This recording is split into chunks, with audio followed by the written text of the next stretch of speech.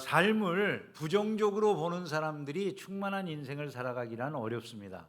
삶을 평상시에 긍정적으로 바라보는 것, 이것이 우리가 충만한 인생을 살아가게 하는데 큰 힘이 되는 것을 알 수가 있죠.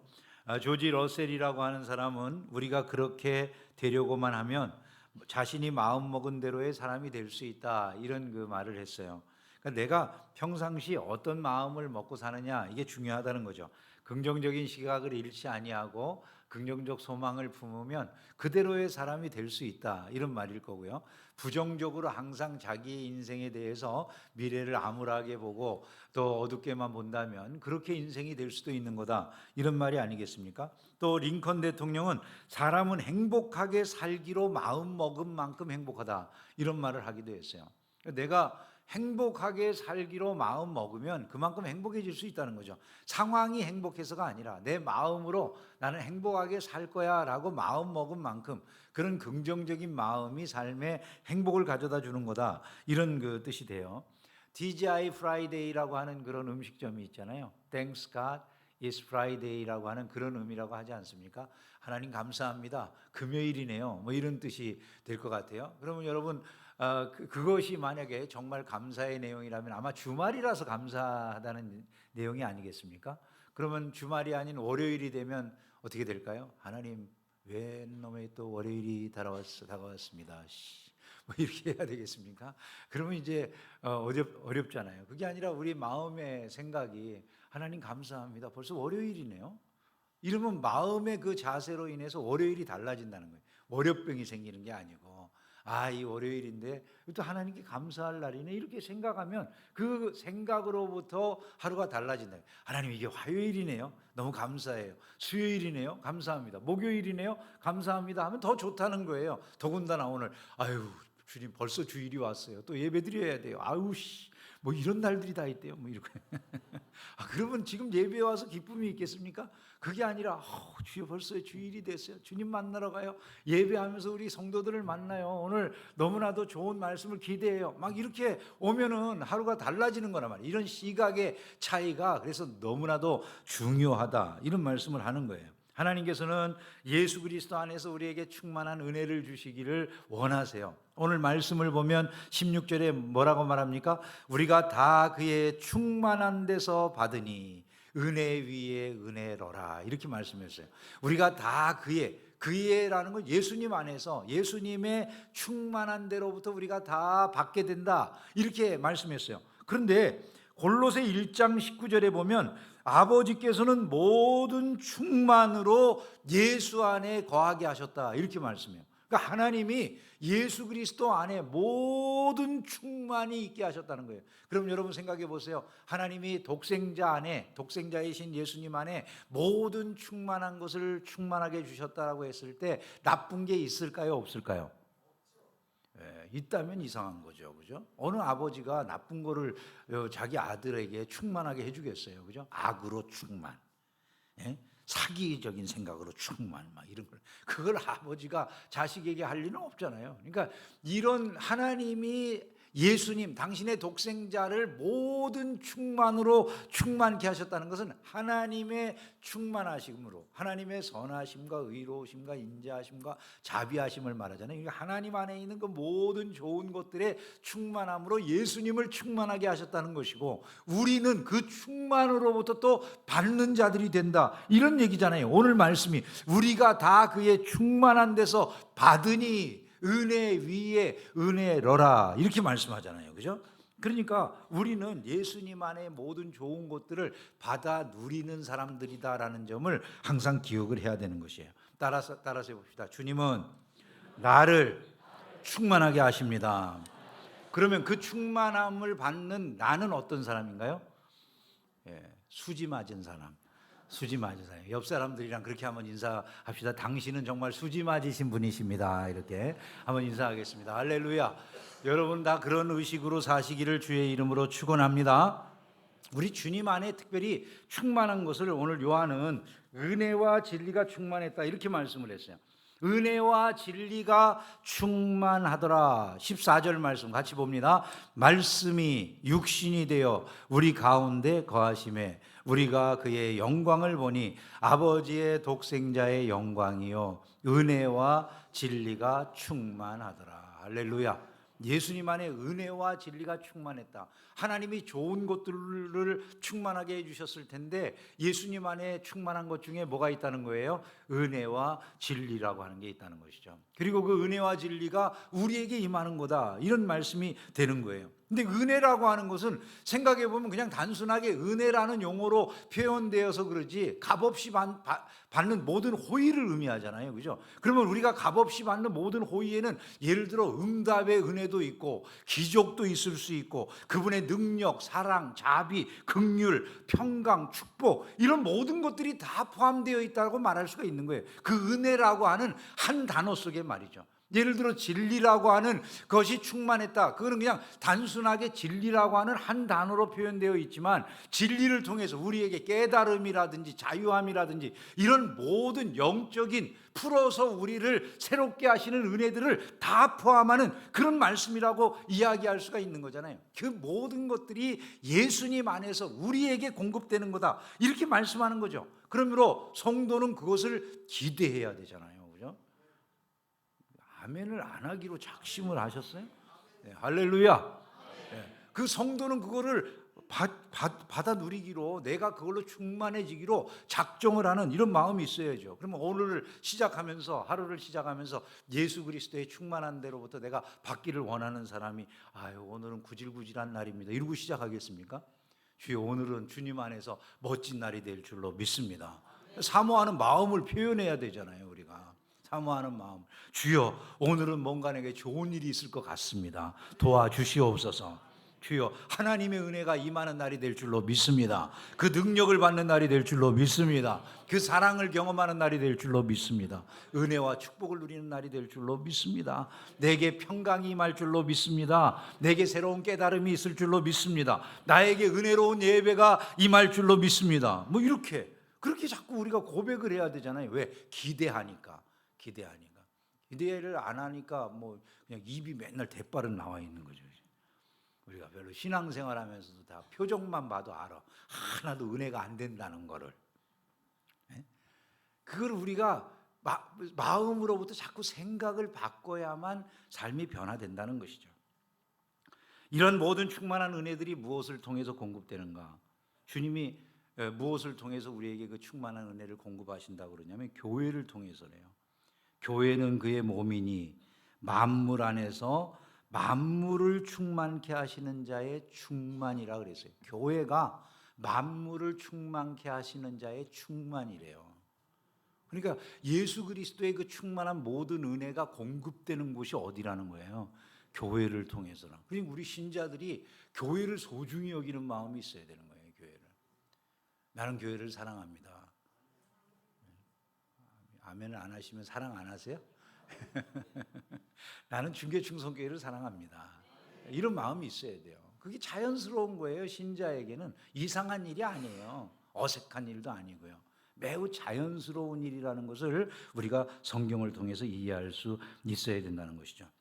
성도가 2025년 한 해를 정말 주님이 주시는 그 풍성하고 충만한 은혜를 누리면서 살아가기 위해서 어떻게 해야 될지 같이 좀 생각을 해보려고 하는데요. 첫 번째로는 충만하신 복의 근원 앞으로 자꾸 나가야 돼요. 우리가 그 예수 그리스도께서 우리에게 주시는 그 충만한 은혜, 충만한 진리들을 다 누리면서 살아가기를 원한다면 그 모든 복의 근원 되시는 하나님을 자꾸 가까이 해야 돼요. 하나님을 가까이 하는 것이 복인 줄을 믿으시기를 주의 이름으로 축원합니다. 예수님이 지상에서 보여주신 삶의 모범이 바로 그거예요. 예수님이 이 지상에서 충만한 삶을 살으셨을까요? 항상 뭔가 그냥 빈핍한 삶을 살으셨을까요? 심령적으로 예수님은 늘 충만하실 수밖에 없는 거죠. 늘 나눌 것이 있으셨으니까. 그죠? 그분의 넘치는 은혜가 사람들에게 공급됐기 때문에 예수님은 늘 충만한 삶을 사신 분이다, 이렇게 말할 수가 있어요. 근데 그가 어떻게 해서 그렇게 충만한 삶을 누리셨을까요? 예수님이 늘 아버지를 가까이 하셨기 때문이다. 이걸 우리가 알아야 된다는 거죠. 우리에게 육신을 입고 사는 동안에 우리가 해야 될 일을 보여주신 거예요. 어떻게 살아야 된다고요? 하나님을 예수님처럼 자꾸 가까이 하는 삶을 살아야 된다. 이걸 우리에게 보여주신 거예요. 왜? 온갖 좋은 은사와 온전한 선물이 다 위로부터 빛들의 아버지께로서 내려오나니 그렇게 말하잖아요.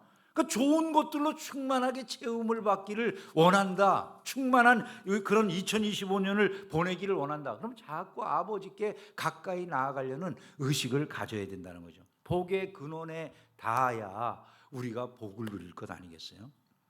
우리 하나님은 자비와 긍휼이 풍성하신 하나님인 줄로 믿습니다. 예, 하나님을 좋으신 하나님으로 아는 게 중요해요. 문화 비유를 아시잖아요. 열 문화를 종들에게 나눠준 다음에 주인이 떠나갔어요. 주인이 떠나간 다음에 장사를 한 종들에게 주인이 돌아와 가지고 어떻게 했는지를 물어보니까 한 사람은 열 문화를 한 문화로 장사해서 열 문화 남겼어요. 난 5문화 남겼어요. 이렇게 대답하는 종들이 있는데 다른 종 하나는 와 가지고 내가 당신이 나에게 주신 그 한 문화를 이렇게 수건에 쌌다가 도로 가져왔습니다. 당신은 너무나 엄하고 두려운 분이라서 우리가 이거 잘못하다가 낭비하거나 잘못 잃어버리게 되면 당신이 우리를 크게 엄하게 꾸짖을 것 같았기 때문에 그대로 가져왔어요. 이러니까 주인이 뭐라고 말씀하십니까? 약한 종아 그러네. 약한 종. 네가 네 말로 너를 심판하였노니. 그거 한 말이 그거잖아요. 당신은 엄한 사람이에요. 그러니까 주인을 알기를 좋은 주인이 아니라 엄한 주인이라고 알았다는 거예요. 네 말로 너를 네가 스스로 심판하는구나. 그래 내가 엄한 주인이었다라고 그렇게 네가 이해한 대로 해줄게. 엄한 주인이었으면 마땅히 어떻게 했겠냐? 네가 그 돈을 당연히 은행에라도 맡겨서 이자라도 남겨놨어야 될 거 아니냐? 그걸 왜 숨겨놔가지고 내 돈을 낭비하느냐? 저놈을 갖다가 당장에 벌을 주거라 이렇게 되는 거예요. 이런 말씀들이 뭘 말하는 거겠습니까? 하나님께서 하나님에 대한 관점이 얼마나 중요한가라고 하는 걸 말해주는 거예요. 하나님을 선하신 하나님 이렇게 볼 수 있어야만 우리가 그 하나님께로 자꾸 가까이 갈 것이고 그때 비로소 신앙생활을 충만하게 누려나갈 수가 있게 된다 이런 말씀인 것이죠. 우리 하나님은 좋으신 하나님이신 줄로 믿습니다.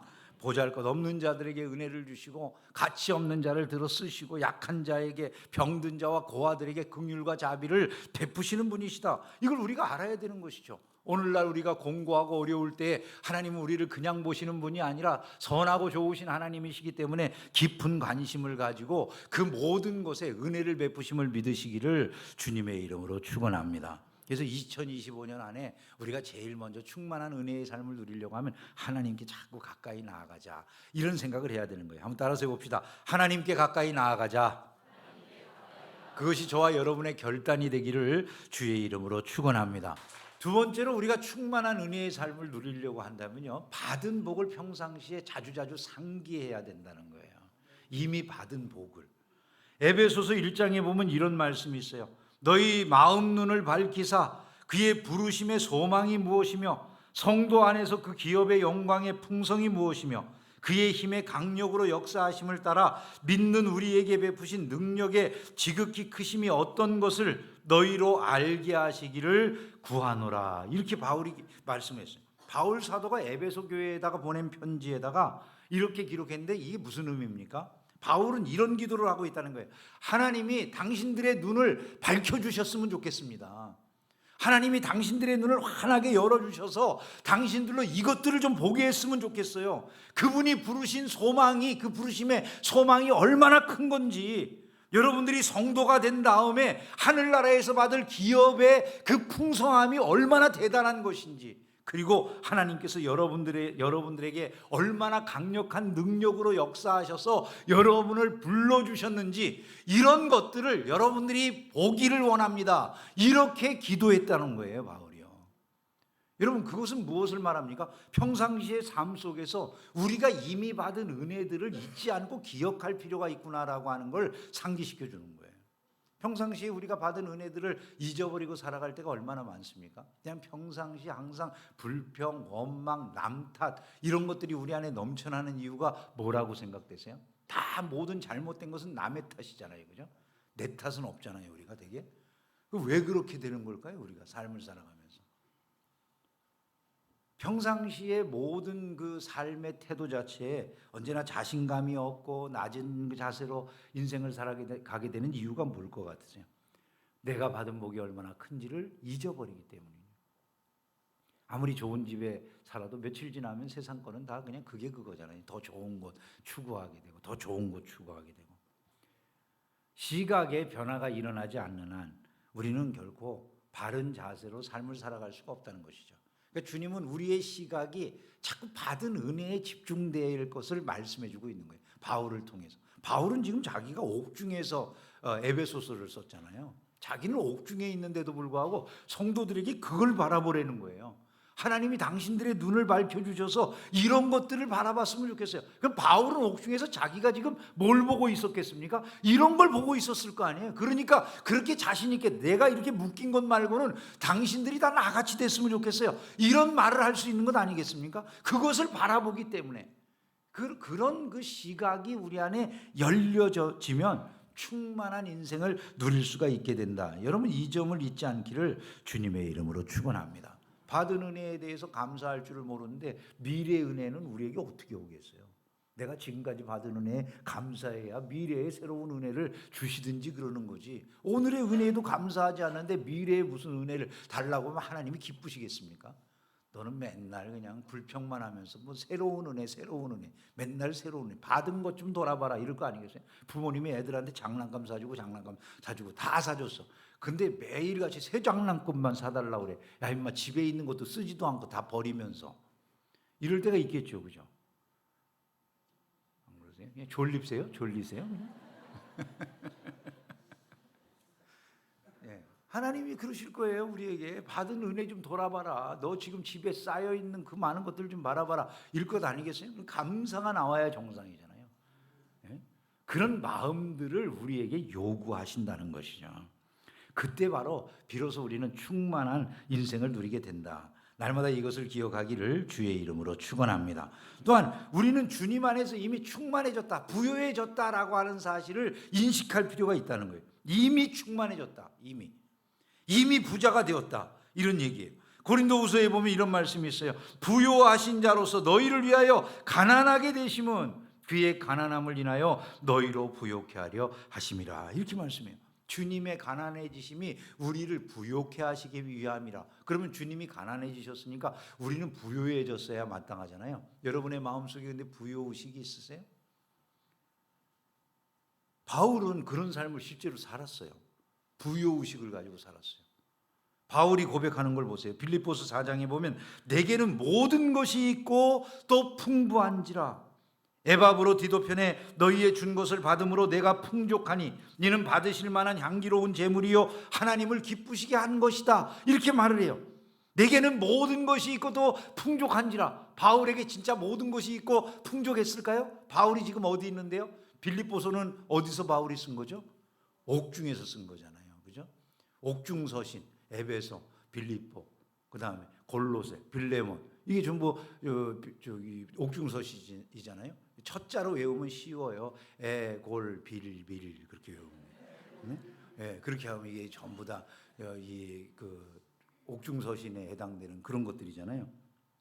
바울이 빌립보서에서 이 말을 한 건 옥에서 한 말이에요. 옥에서 성도들에게 편지를 보내면서 옥중에서 내게는 모든 것이 있고 더 풍부한지라. 말이 됩니까, 여러분? 네? 말이 돼요? 바울이 지금 말하는 건 진짜 돈 많다는 얘기입니까? 아니면 마음에 성도들이 보낸 그 자기를 후원하는 헌금 보고서 그냥 마음이 부자가 됐다는 겁니까? 마음이 부자가 됐다는 거예요, 이것은요.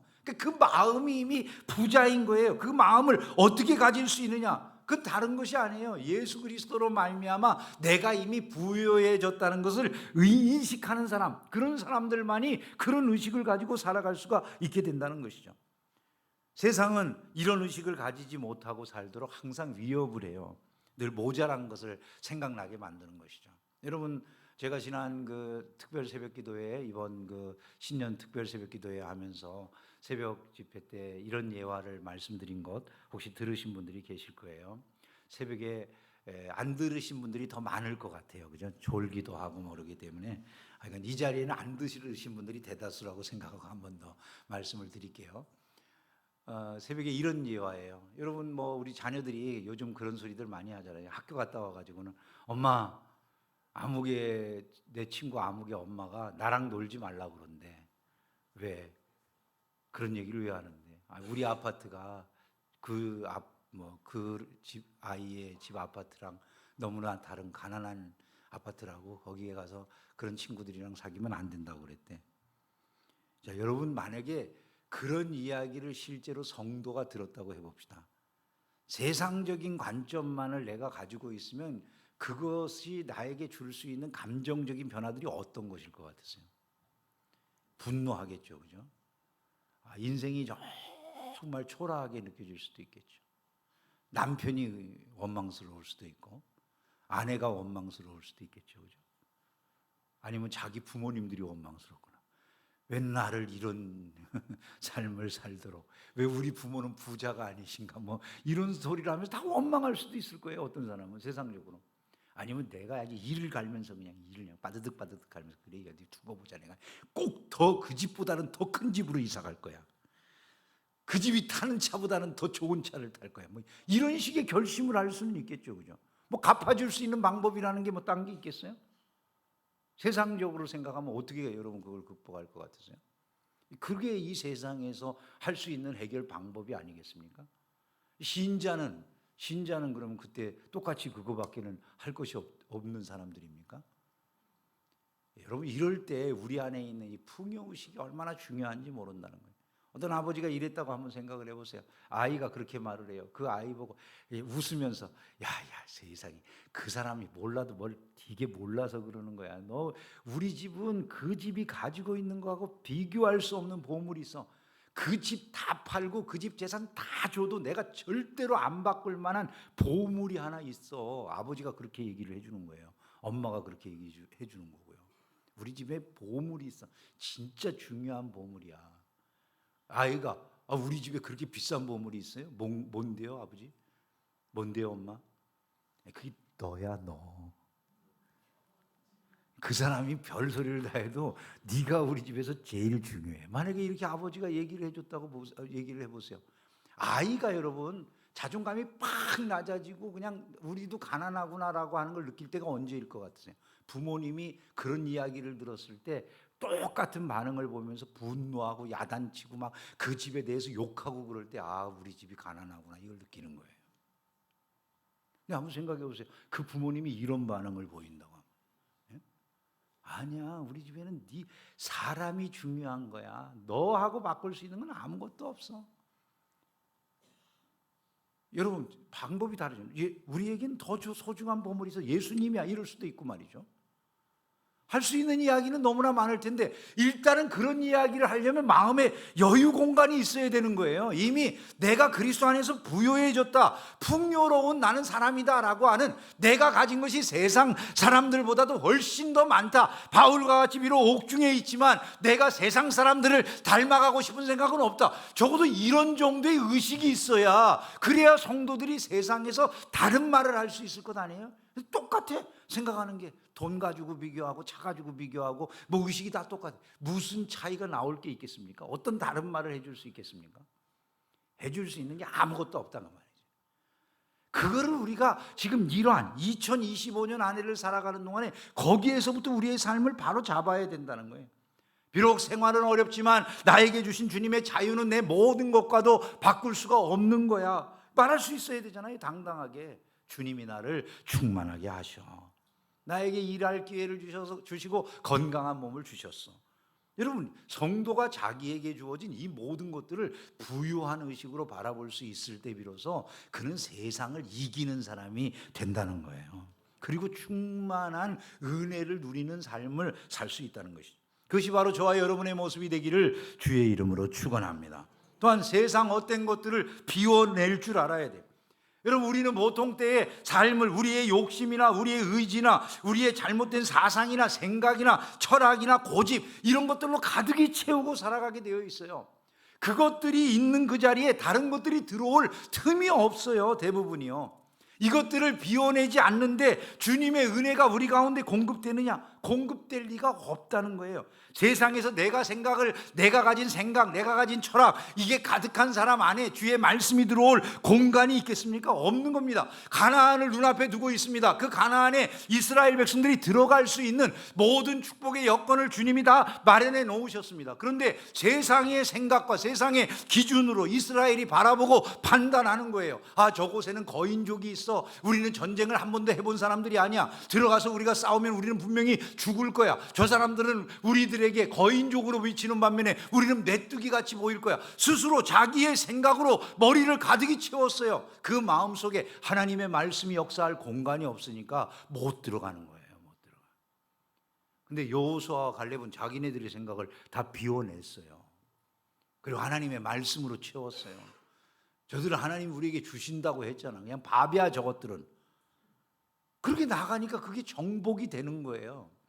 세상을 살아가면서 우리가 살아가는 삶에 충만한 말씀의 은혜를 누리기를 원한다면 이전에 있던 걸 먼저 비우는 작업이 있어야 된다는 것을 우리가 생각을 할 수 있어야 된다는 거예요. 근데 여러분, 우리가 그렇게 하는 게 아니라 말씀을 들을 때에도 내가 가진 생각을 강화시켜 주는 것을 듣기를 원하죠.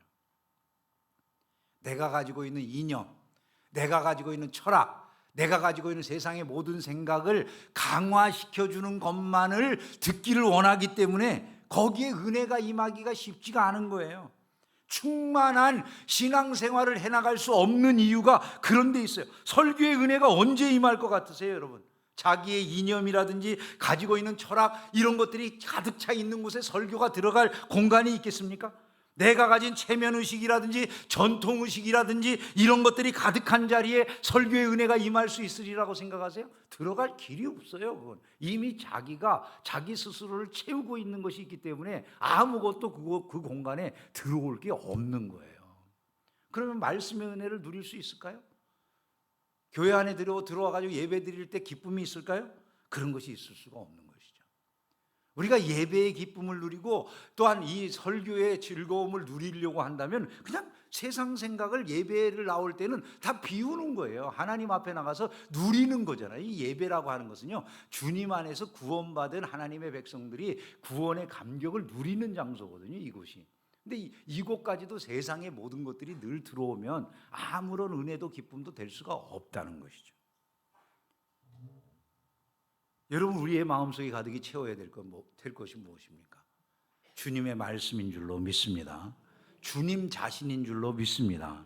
그분의 통치인 줄로 믿습니다. 다른 것들이 우리 안에 들어오지 않도록 예배를 나올 때는 그냥 예배, 하나님, 여러분들이 기억하고 생각해야 될 게 하나님, 예수 그리스도의 은혜, 이것만을 생각하면서 교회에 나와야 되는 거예요.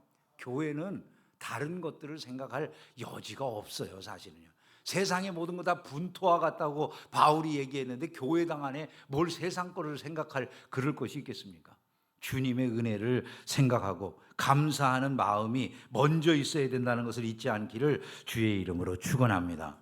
마지막으로 한 가지 더 말씀을 드리면, 충만한 은혜의 삶을 누리고 싶으시다면요, 없어도 나눌 줄 아는 자세를 가져야 돼요. 바울이 보면 특별한 말씀을 해요. 내가 너희에게 나갈 때 그리스도의 충만한 축복을 가지고 나갈 줄을 안다, 이렇게 말을 해요.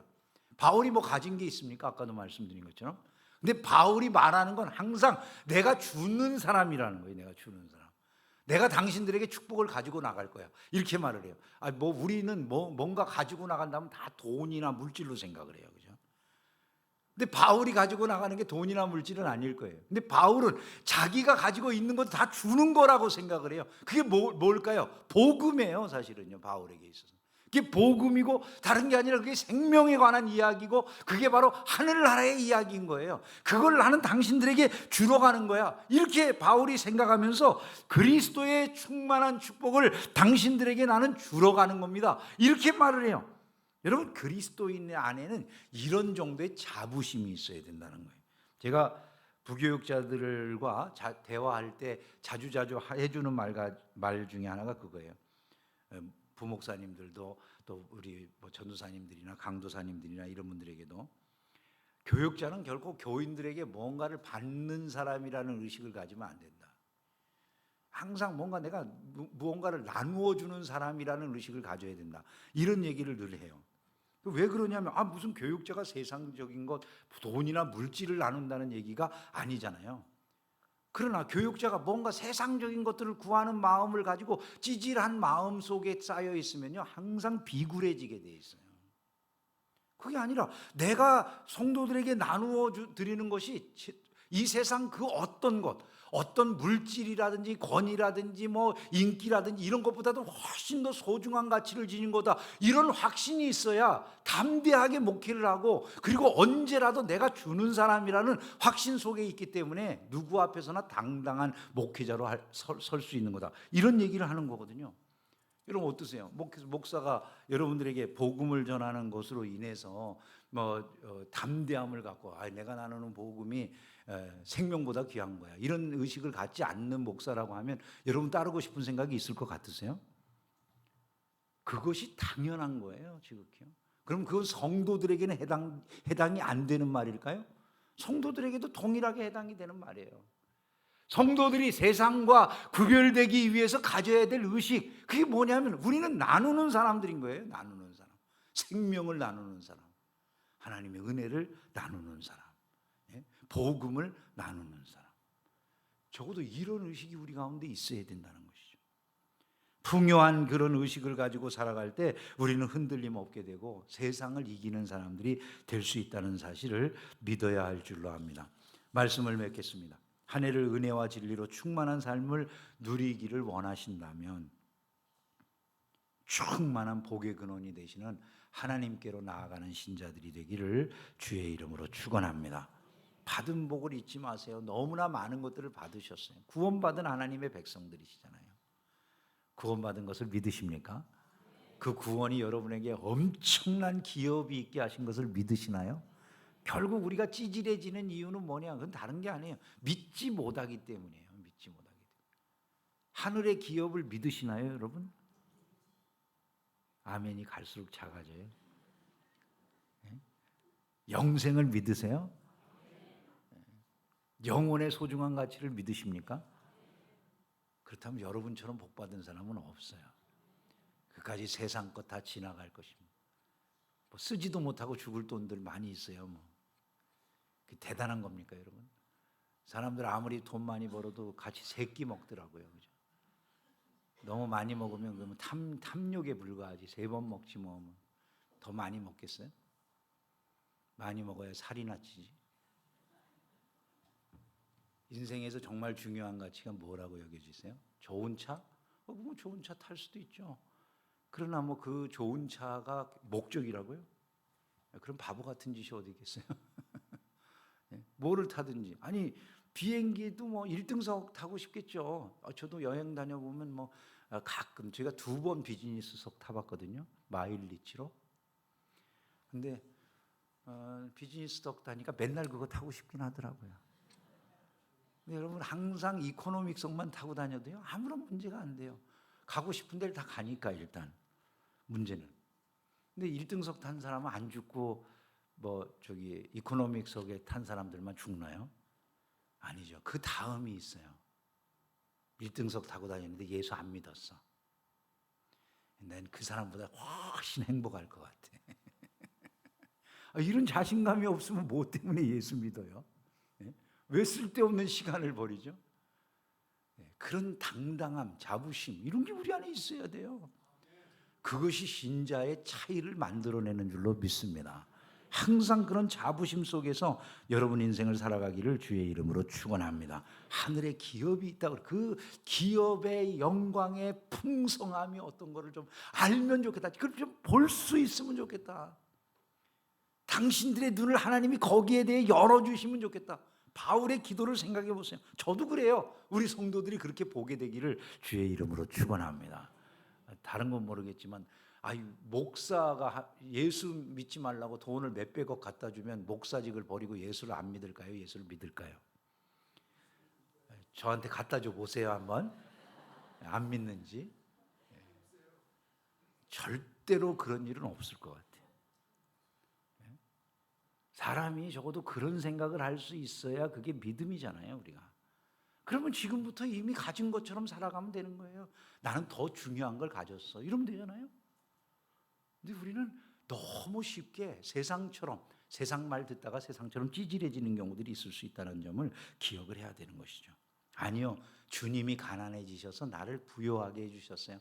그건 그분이 십자가에서 죽으시고 가장 낮은 자리에 내려가신 모든 것을 포함하는 이야기예요. 그 속에서 나를 구원하시고 하나님의 자녀 되게 하셨잖아요. 우리를 가장 부유하게 만들어 주신, 세상에 헛된 것들이 얼마나 많이 들어와가지고 이 은혜 받는 것을 방해하는지 몰라요. 그 방해하는 것들을 비워버려야 돼요. 사실은요, 먹고 싶은 것도 많고, 그래서 얼마나 요즘은 음식 투어, 그리고 자랑할 것이 많은지 SNS에 그냥 온갖 자랑, 그거 다 지나가요. 며칠만 지나면 다 흐릿한 사진이 되는 거예요. 그게요. 세상 헛된 것들은 비워져야 돼요. 오직 주님의 영광으로 채워지기를 주의 이름으로 축원합니다. 가진 것이 없지만 나눌 것이 늘 넘쳐나는 충만한 성도, 그것이 중개충성교회 바로 여러분들이기를 주의 이름으로 축원합니다.